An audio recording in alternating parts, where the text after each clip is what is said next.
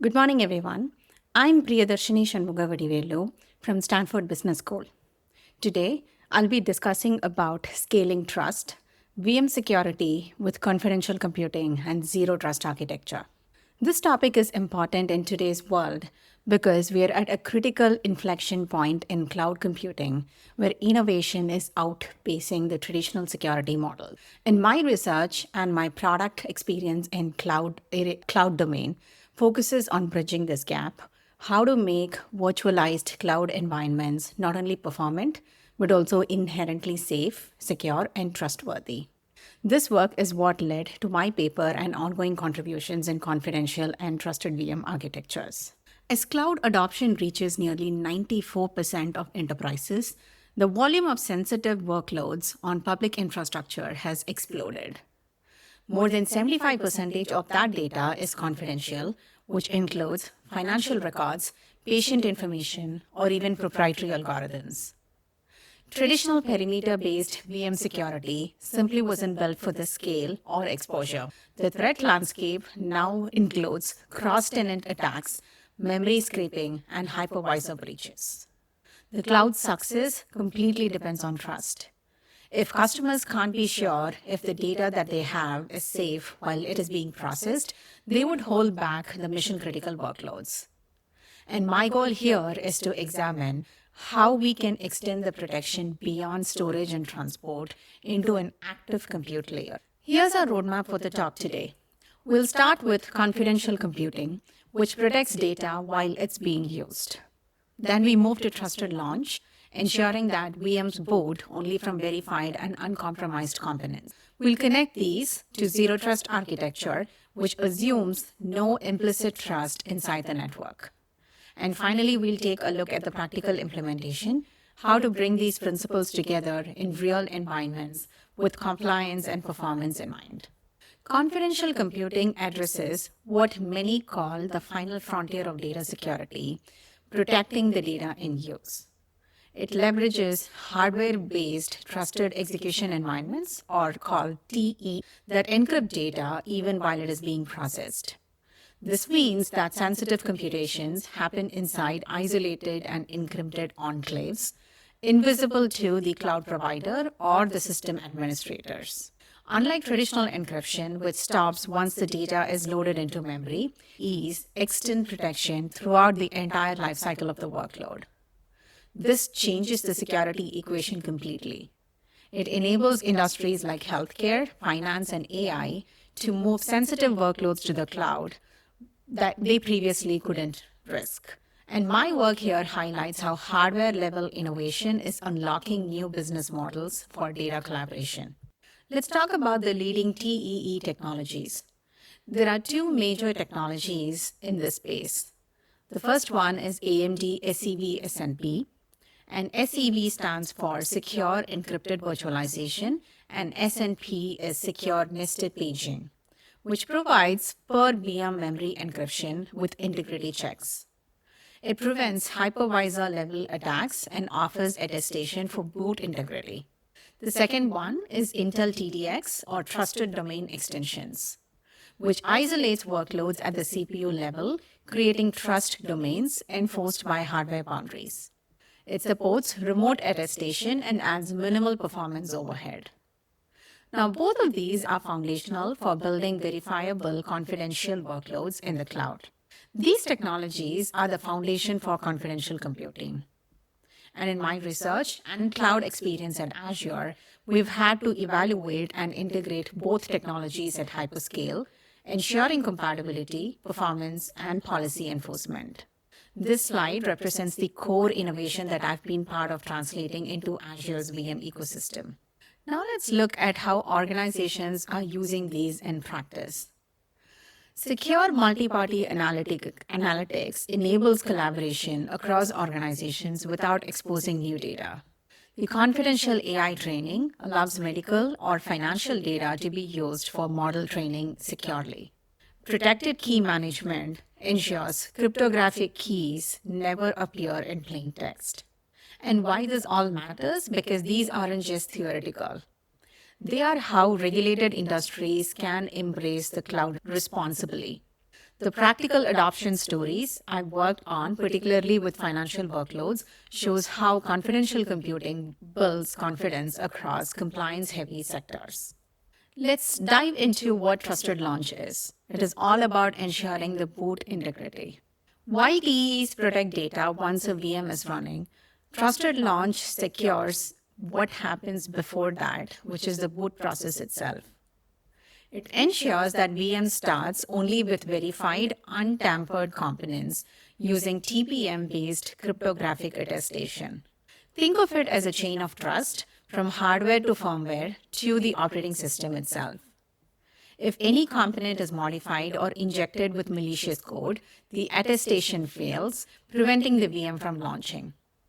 And that's how we eliminate rootkits before even workloads even begin. Boot time verification closes one of the biggest historical security gaps in virtualization. My research examined how this feature could be standardized across heterogeneous fleets, which directly informed how large-scale clouds can offer verifiable trust from power on to runtime. Let's look at how Trusted Launch works. Trusted Launch is anchored on 4 steps. Hardware root of trust. The TPM 2.0 chip stores cryptographic measurements. The second one is measured boot. Each boot component is recorded in platform configuration registers. Then remote attestation. Those measurements are compared to known good baselines. And finally, the automated enforcement, which are policies in the orchestrator ensure that only trusted VMs can run.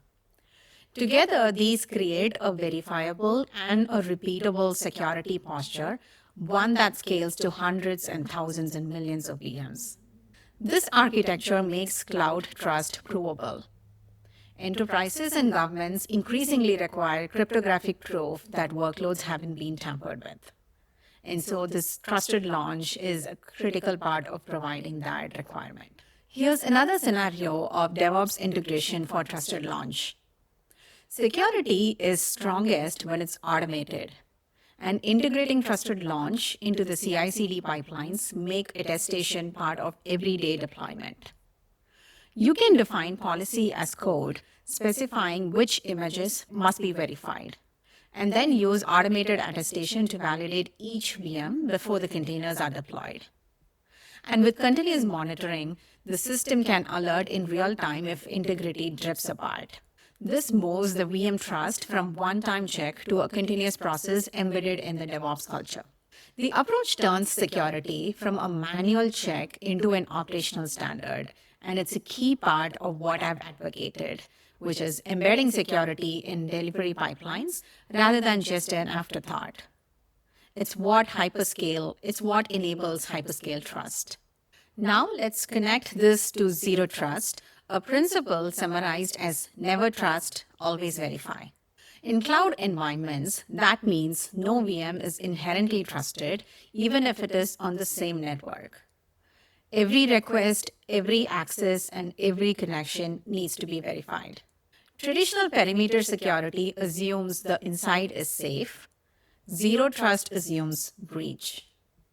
It continuously authenticates and authorizes based on identity and context and not location. This approach greatly limits attack surface and insider risk. There are 3 principles to bring zero trust to life. Number 1, identity-aware microsegmentation. These are policies that are tied to workload identities instead of IP addresses.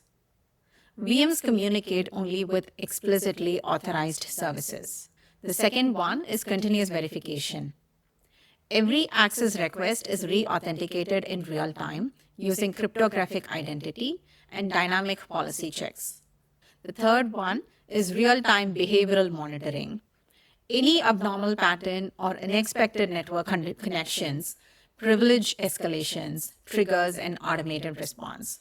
Together, these mechanisms create a self-defending infrastructure. Now let's tie this back to practical benefits. Lateral movement prevention, microsegmentation limits how far an attacker can move if they actually try to get in. Even with compromised credentials, they cannot pivot across VMs. Insider threat mitigation is a continuous verification and behavior monitoring which catches anomalies early. For example, an admin accessing unusual data volumes at odd hours. The combination of confidential computing, trusted launch, and zero trust builds a multi-layered defense that reduces risk significantly. Security is valuable if it's practical. Security must also align with regulatory performance and needs. And this is important. For PCI DSS 4.0, these architectures help protect cardholder data and enforce network segmentation.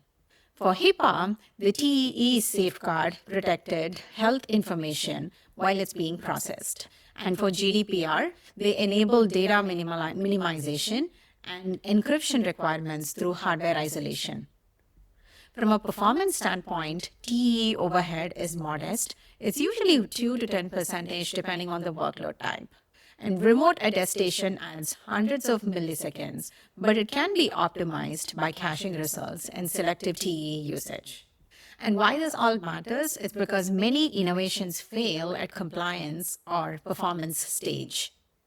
By grounding my research in measurable impact, I've been able to influence enterprise adoption strategies and cost models that prove security does not have to actually slow down the innovation. This space is evolving quickly. And I'd like to call out some key innovations as part of this discussion today.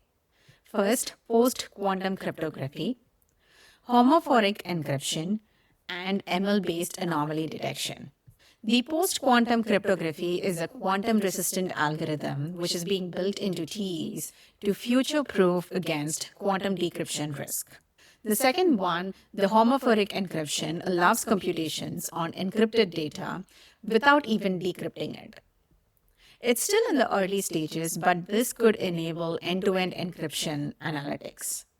The third one, machine learning models are now being used to detect zero-day attacks by analyzing the VM behavior in real time. Now, all of these advances will make trust scalable and adaptive as the threat landscape changes. And finally, to summarize, our core challenge is scaling trust in a world where infrastructure is shared and the borders are fluid. Confidential computing, trusted launch, and zero trust aren't just buzzwords. They are the foundation of secure and resilient digital ecosystems. Now, this body of work from research to implementation represents how I have contributed to advancing the security posture of global cloud infrastructure. It's about enabling innovation without fear, and that's the mission I continue to drive. Thank you all for joining me today, and I hope you had a wonderful, insightful session. Thank you for your time.